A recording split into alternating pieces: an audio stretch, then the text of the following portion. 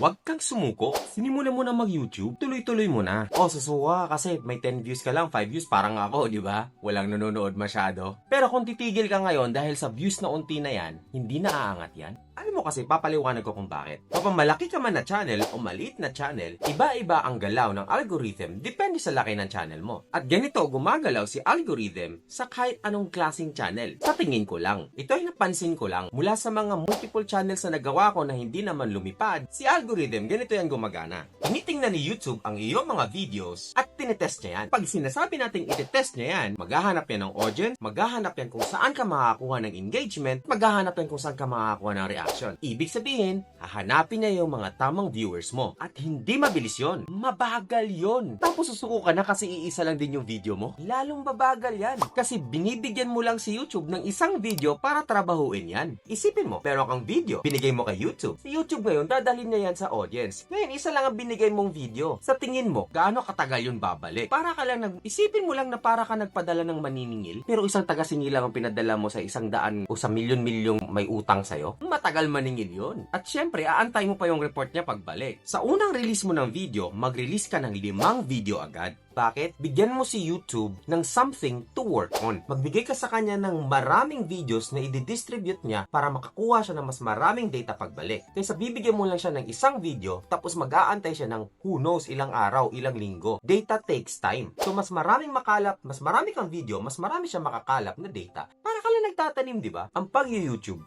takes time. Para ka nagtatanim. Parang itong mga lettuce natin. May maliliit, may malalaki. Meron pwede nang i-harvest, pwedeng hindi. Meron ding reject. Yun, iba-iba ang grow niyan kasi iba-iba yung oras at panahon na tinanim yan. Now you know. At kung gusto mo pa matuto, click mo na tong video.